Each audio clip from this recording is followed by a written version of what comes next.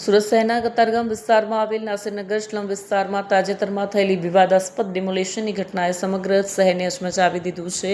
સૌથી વધુ ચિંતાજનક બાબત એ છે કે આજ દિન સુધી સ્પષ્ટ થઈ શક્યું નથી કે આ ડિમોલેશન કયા વિભાગના આદેશથી, કયા કાયદાકીય આધારે અને કોની જવાબદારી હેઠળ કરવામાં આવ્યું છે।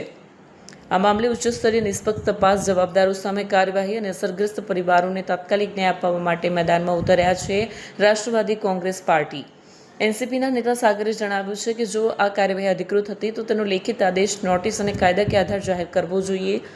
જો અધિકૃત ન હતી તો આટલા મોટા પાયા થયેલી તોડફોડ માટે જવાબદાર વ્યક્તિઓ સામે કડક કાયદેસરની કાર્યવાહી થવી જોઈએ। વધુમાં ઉમેર્યું કે એક લોકશાહી અને કાયદા આધારિત રાજ્યમાં કોઈપણ નાગરિકને યોગ્ય પ્રક્રિયા વિના તેના રહેઠાણમાંથી બળજબરીપૂર્વક વંચિત કરી શકાય નહીં। सागर संजय सोनोने नेशनलिस्ट कांग्रेस पार्टी सूरत शहर प्रमुख यहाँ जे नासिर नगर है होड़ी बंगला विस्तार में ते जगह पर 8 થી 9 दिवस थी आज डिमोलेशन थयुं छे। ते लोगोने आज पीड़ित परिवार ने कोई सहाय के सुविधा को कोई वस्तु आपवामां आवी नथी। 9 दिवसथी ए लोग एमने एम रोड पर ऊँघे छे, रोड पर नावा धोवानुं करे छे। ए लोगोने खावा पाणी पीवानी सुविधा नहीं मळे छे, कोई फेसिलिटी सूरत महानगरपालिका आपती नहीं।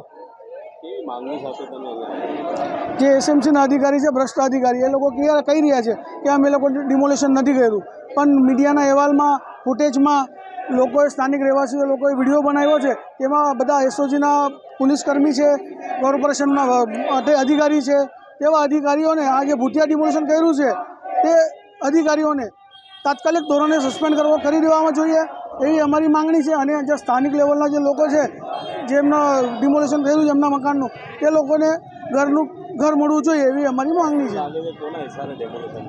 आज बिल्डर लॉबीना हिसाबे डिमोलेशन थवामां आव्युं छे। जे बिल्डर लोको छे बाजुमां जे प्रोजेक्ट चाली रह्यो छे ते बिल्डरना हिसाबे आज डिमोलेशन करवामां आव्युं छे। अंत दरगाह है, 3 થી 4 नानी दरगाहो हती, तेमां बी आ लोकोए कंईक नुकसान पहोंचाडेलुं छे। छतां अमारा मुस्लिम भाईओ के अमारा समाजना आगेवानोए शांतिपूर्वक आंदोलन करे छे अने एमने न्याय मळवो जोईए एवी अमारी मांगणी छे।